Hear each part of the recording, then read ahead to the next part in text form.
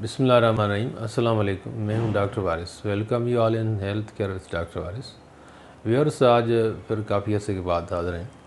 आज का मौजू जो मैंने आपके लिए चुना है वो है इनफर्टिलिटी, यानी औलाद का न होना।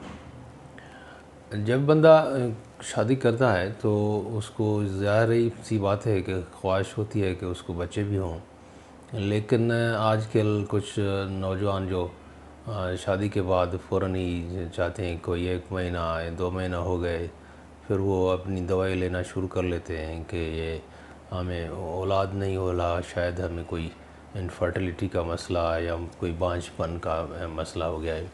लेकिन ऐसा नहीं है, इसको इजी लिया जाए, क्योंकि ये जो नेचुरल प्रोसेस है उमूमन 6 महीने के अंदर ये हो जाता है, यानी फर्टिलिटी हो जाती है। तकरीबन 80% जो शादीशुदा जोड़े होते हैं उसको 1 साल के अंदर ये सब मतलब फर्टिलिटी हो जाती है, यानी उसको बच्चा हो जाता है। तो बाकी जो लोग हैं यूँ कहिए कि तकरीबन अगर किसी को कोई औलाद 3 साल के अंदर नहीं हो तो उसको चेक करवाना चाहिए कि हमें ये औलाद का मसला यानी जो फर्टिलिटी है वो क्यों नहीं हो रही। हम उसको बाद में डिस्कस करेंगे कि इसको टेक्निकली लिया जाए, ट्रेडिशनल मेडिसिन वगैरह ना ली जाए, इसको जो मुकम्मल चेकअप होना है। होता कुछ यूँ है कि जो ये फर्टिलिटी ना होती है तो उसके ये सबब होते हैं, दोनों मेल्स और फीमेल दोनों में होते हैं, यानी हस्बैंड और वाइफ दोनों में हो सकते हैं। हस्बैंड में जो हम देखते हैं उसका है 3 किस्म का मसले होते हैं। एक उसका जो सीमेन का मसला है, यानी उसके स्पर्म्स के काउंट या उसकी जो क्वांटिटी है, उसकी मॉर्फोलॉजी है और उसकी जो उसके स्पर्म्स की शक्लें होती हैं यानी मॉर्फोलॉजी वो इतनी नहीं होती, या क्वांटिटी उसकी ठीक नहीं होती, या उसको जो पैसेज है, यानी स्पर्म्स तो बनते हैं लेकिन उसका जो पैसेज है एपिडाडमस से यानी स्क्रोटल सेक से यानी स्क्रोटम से लेके यहाँ पहुँचने तक या यूरेथ्रा से इजैकुलेटरी डक्ट में से होता हुआ ये नहीं होता। तो इसका मतलब यह कि हुआ कि जहाँ पैसेज ब्लॉक हुआ होगा इसका, या इसकी इतनी पोटेंसी नहीं होती कि पोस्टीरियर फोर्निक्स ऑफ वेजाइना में वहाँ वो इनपुट कर सके। तो ये 3 तरीके के डिफ़ॉल्ट होते हैं। इसके की भी हमको आपको किसी और वीडियो में मुकम्मल तौर पे इसको डिस्कस करेंगे कि इसमें सब में से क्या क्या होता है। और फीमेल में भी इस तरह होता है कि वहाँ उसके ओव्यूलेशन ठीक टाइम पे नहीं होती, या उसके जो फिलोपियन ट्यूब्स हैं, एंडोमेट्रियल जो एंडोमेट्रियोसिस है या फिलोपियन ट्यूब्स या फिम्ब्रियाज ओवरीज में कहीं प्रॉब्लम है, या उसका भी मतलब ओवम के बाद उसका भी पैसेज का ठीक ना होना। तीसरी जो पोजीशन लेडीज़ की तरफ से होती है वो है जो आम बंदा नहीं समझ पाता कि वहाँ स्पर्म्स की इस हॉस्पिटलिटी अगर वहाँ वेजाइनल सेक में नहीं हुई तो भी इसकी जो प्रोडक्शन है यानी स्पर्म जो फर्टिलाइजेशन है वो नहीं होगी तो सीधी सी बात है कोई कंसीव नहीं कर पाएगा। तो हम ये जो 3 सबब हैं मेल में और 3 फीमेल में, अगर तीनों को एलाबोरेट किया जाए और उसको पूरी तरह डिस्कस किया जाए कि कहाँ फॉल्ट कहाँ है, तो उसको हम फर्टिलिटी को ट्रीट तो करेंगे, लेकिन जहाँ कोई फॉल्ट होगा यानी ट्रीट द काज, उस काज को रिमूव करेंगे तो जो कंसीप्शन हो जाती है इसमें। जैसा कि मैंने आपको बताया कि हम जो ट्रीट करेंगे या जिसका मसला होता है वो है कि स्पर्म का काउंट को देखना है। तो स्पर्म की हम टेस्ट कराते हैं जिसको सीमेन एनालिसिस कहलाते हैं। सीमेन एनालिसिस में हम उसकी देखते हैं कि इसकी क्वांटिटी स्पर्म्स की जो है 20 मिलियंस पर ml है, या उसकी जो काउंट है और जो मार्फोलॉजी है यानी उसकी शक्ल सूरत जो स्पर्म्स की है वो 30% से ज़्यादा है, उसका जो मोटिलिटी है वो 50% से ज़्यादा होनी चाहिए। ये 3-4 फैक्टर्स जो हैं उसमें देखने पड़ते हैं। अब जो जितनी भी स्पर्म्स की क्वांटिटी पर निकलती है पर एजाकुलेशन में से, उसको देखा जाए कि उसमें जो स्पर्म्स की क्वांटिटी होती है वो सिर्फ 10% volume of that quantity sperms होते हैं। बाकी उसमें सेमिनल वेसिकल्स और जो प्रोस्टेट की सिक्रेशन है उसमें होती है।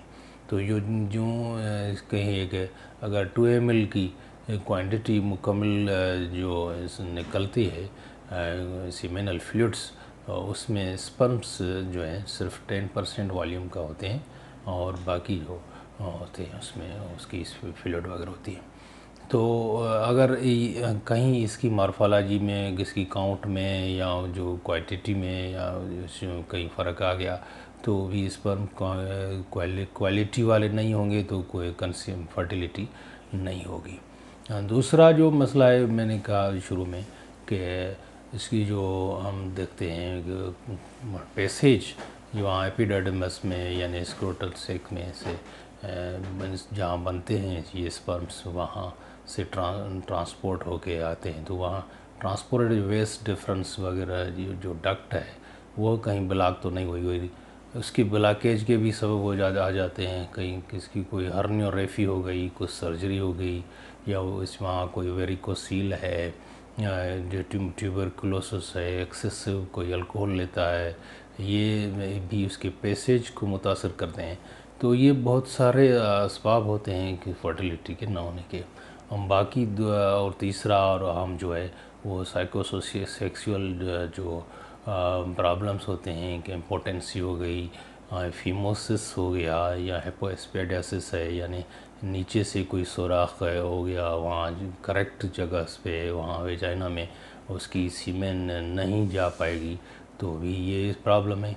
मेरी आप सब व्यूअर्स को ये गुजारिश है कि आप अपना जो मसाइल है जो पूरे डिटेल में उसको बताएं, और वो कॉलेज भी आपको इस तरह के कुछ क्वेश्चन सवालात करेंगे कि किस तरह आपको कहाँ किस किस जगह प्रॉब्लम है। कि मैंने वेरी सिंपल बता दिया कि सिर्फ 3 असबाब होते हैं जहाँ हमें अपनी फील्ड सीमेंट को पहुँचाना होता है, और उसकी ट्रांसपोर्टेशन हो गई, सीमेंट की ख़ुद क्वालिटी हो गई, और उसका पहुंचने का ज़रिया यानी पोटेंसी, उसमें इम्पोटेंसी तो नहीं है यानी वहाँ पहुंच नहीं पा रहे, यानी वहाँ कोई साइकोसेक्सुअल प्रॉब्लम तो नहीं हो गए।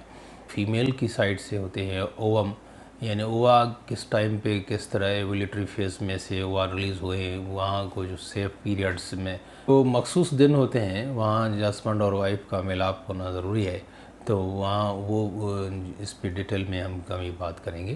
तो ओवम की क्वालिटी ठीक होना, और उसके बाद उसकी भी ट्रांसपोर्टेशन वहाँ जो जाइगोट बनता है या फर्टिलिटी होती है यानी सर्विक्स से लेकर आगे फिलिपियन ट्यूब से वहाँ जाके और वहाँ जो गुज़रते हैं वहाँ जो ओवम आता है वहाँ पे फिमरिया से लेके वहाँ फर्टिलिटी होती है, फिर वहाँ पोस्टीरियर फोर्निक्स ऑफ यूट्रस में जहाँ इम्प्लांट होता है या जो सेक बनती है।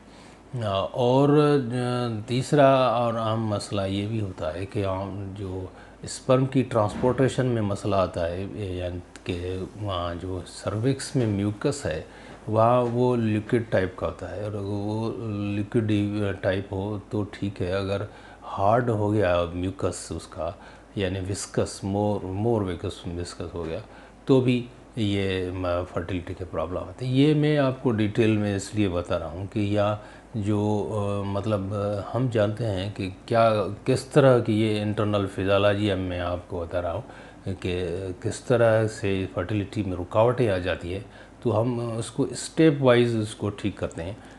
कहीं प्रॉब्लम है क्योंकि अगर किसी को 3 साल के बाद भी कोई न्यू कपल है कोई जिसको 3 साल के बाद बच्चा पैदा नहीं हो रहा, तो ये इसको सब मराइल में से चेक करना पड़ेगा और उसको फिर इसको फर्टिलिटी होगी। तो व्यूअर्स अब ये हमारी इसको बात को ख़त्म इधर करते हैं। ये ज़रूरी नहीं है कि हर जो फर्टिलिटी हो तो दवाइयों के ज़रिए ही हो। कुछ मेथड्स हैं, कुछ से क्रिटिकल तक टाइम के लिए होता अपना है ख्याल कंसीव रखिएगा। होने अल्लाह का, हाफिज़। वो कौन से किस टाइम में किस तरह होगा, ये इस पे भी हम इंशाल्लाह अगली वीडियो में आपको बताएंगे।